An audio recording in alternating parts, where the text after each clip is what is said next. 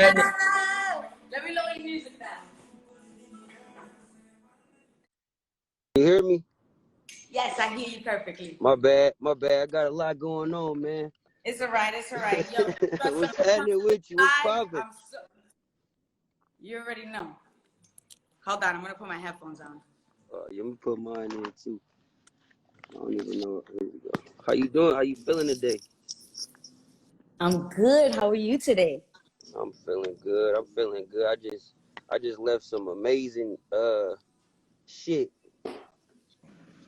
I just left it. Come on, Symba. I just left an amazing uh weed facility. Oh. $100 million weed facility.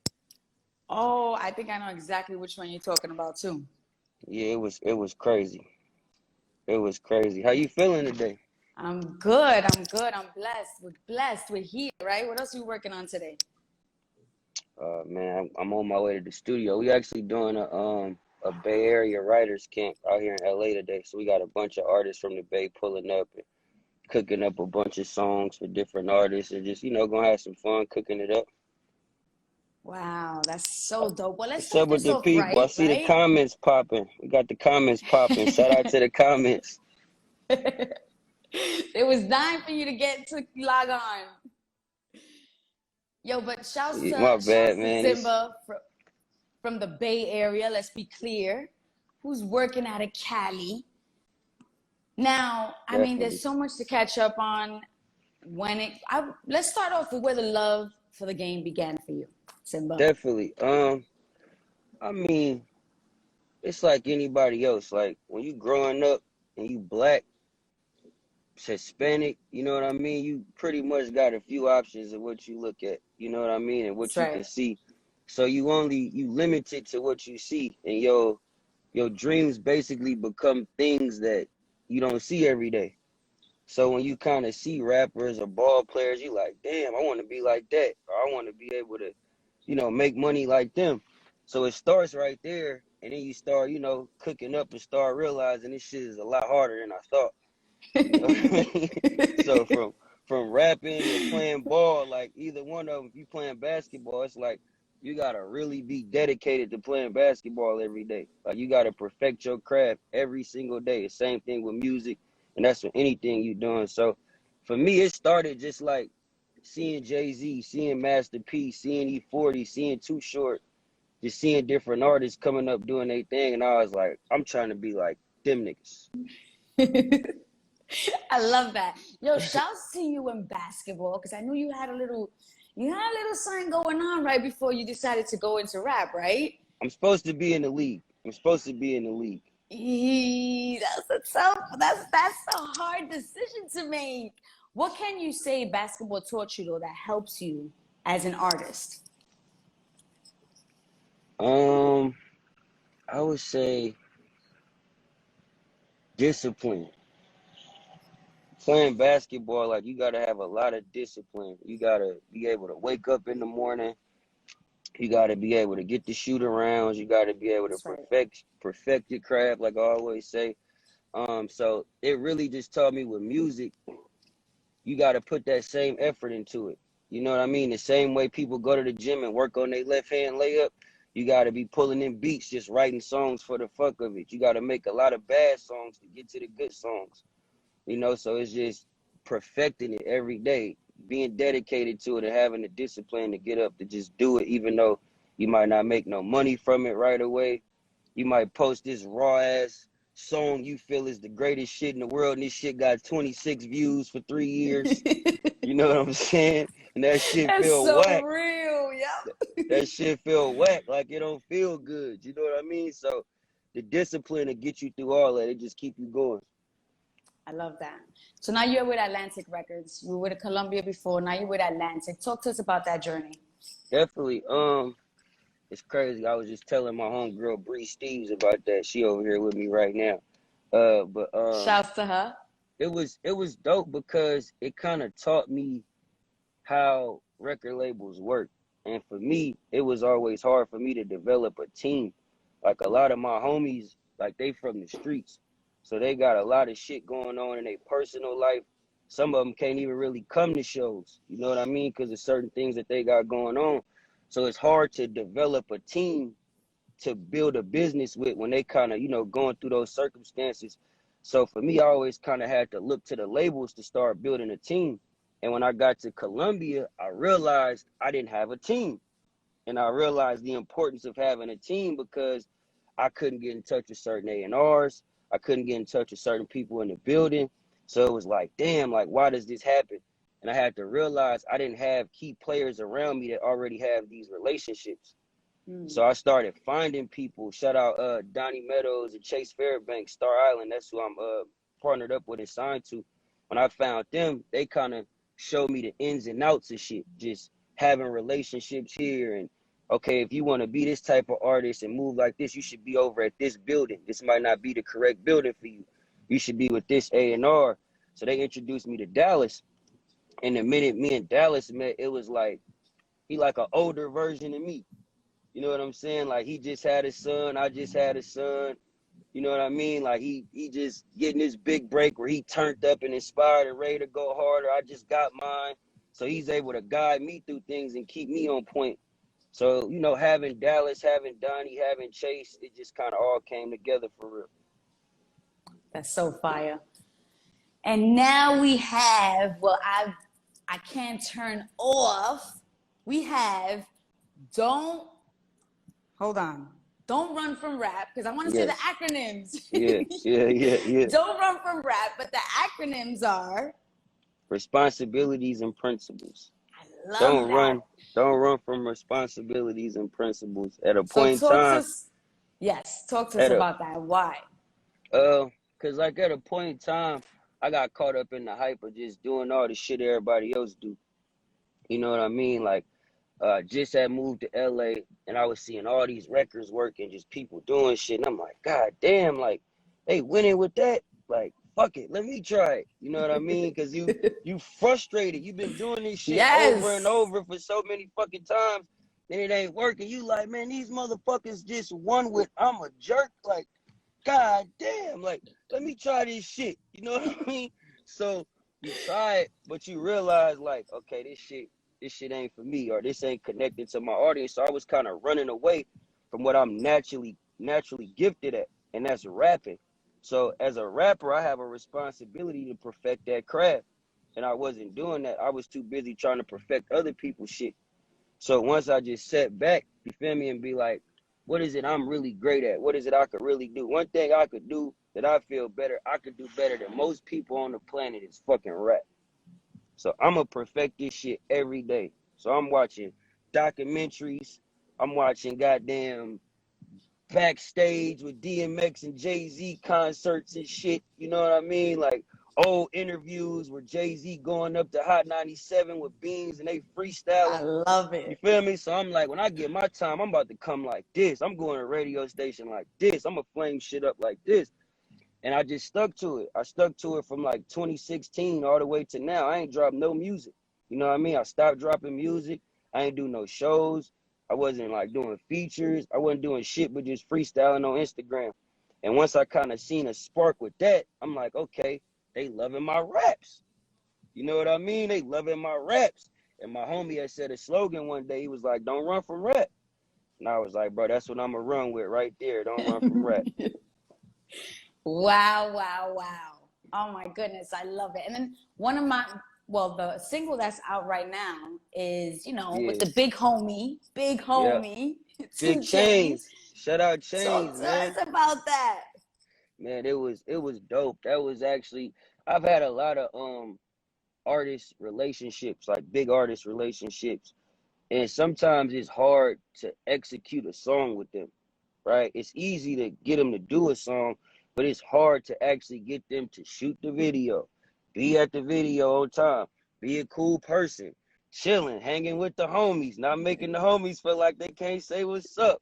You know what I mean? Like, post the video on Instagram multiple times. Oh, like, forget it. It's hard to get somebody to do that. So Chainz was just like, it wasn't like I was even looking for him to do that. It was just like I had made the song, and the first time I heard the beat, it just reminded me of Big Amounts.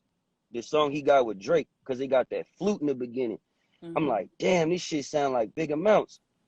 So I'm listening to it. So I lay my verse, I lay the hook, and I told Dallas, I'm like, bro, we should send this to Chainz.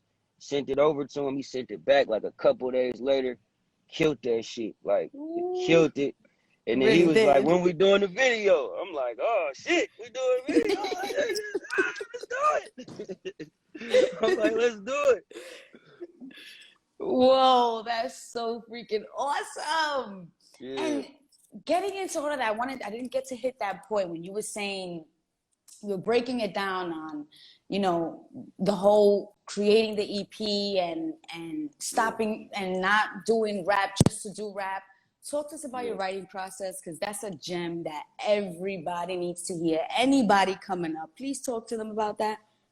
Definitely. My process, it varies. I have a certain process that I stick to. As far as sometimes, you know, we as artists, we don't know, we hear a certain beat, know that we like the beat, but we don't necessarily know what we want to say to the beat.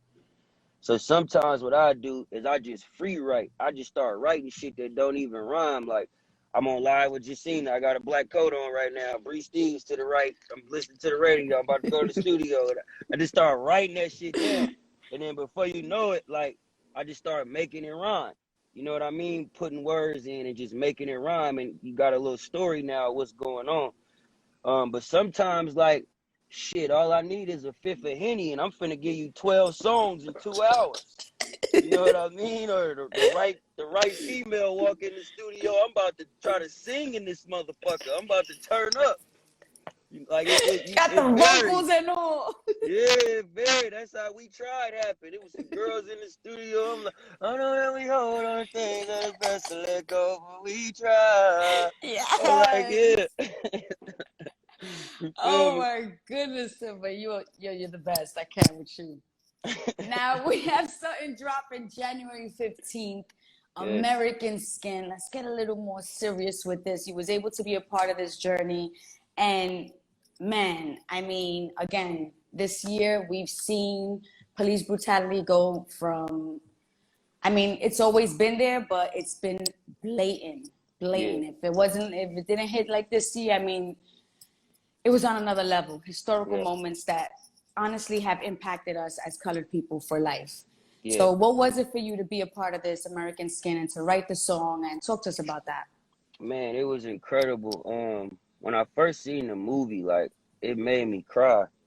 And if all y'all motherfuckers in the comments that think I'm on some sentimental shit, I'll punch you in your Dino bracket, nigga. It was emotional, all right? It was an emotional part of the movie that made me cry. Don't think I'm on no emotional shit. But nah, when I first seen the movie, man, it just touched me. It touched me, and I was able to watch it. Me and Dallas watched it in Atlanta, and then I was able to talk to Nate Parker. We jumped on the phone and we had a conversation, and he was just telling me his perspective that he wrote the movie from, as far as, you know, us as black and brown people, we always getting fucked over by the police. You know what I mean? Every time they pull us over, it's an aggressive encounter. You know what I mean? Like, it's always just something with the police when you black and brown. That's right. So, and for them, they always get off. You know, we go to court, Mm-hmm. nothing happens, right? So it's getting to a point now where it's like, okay, in a minute, if y'all don't stop doing this shit, like, we not gonna keep protesting. We not gonna keep silently breaking into Urban Outfitters and stealing a couple of Adidas. Shit gonna go to another level if y'all don't stop this shit in a minute, because y'all pushing us to a point of desperation to survive. That's right. Y'all pushing us to a point to where it's like, damn, I gotta go this hard just to say my life matter. Like, fuck, I could see if I was saying Black lives are better. I'm just saying my shit matter. That's It right. matters just as much as you, but we gotta fight just for the shit to matter. So it's like, in a minute, we not finna keep asking y'all, like, we not gonna keep asking y'all if we matter in a minute. It's just gonna be like, this what it is. You know what I mean? Deal with it. We're gonna show And you how that's much we pretty much what matter. this movie is saying. Exactly. And that's exactly what this movie is saying. Is like, you push me to no limit, so now I'm gonna put y'all in my position. and I want y'all to see how it feels to be me for once. So shout out to Wow, I can't Nate wait. Parker. Shout out to Nate Parker. Shout out to Spike Lee. Shout out to Amari Hardwick. Shout out to Keydron.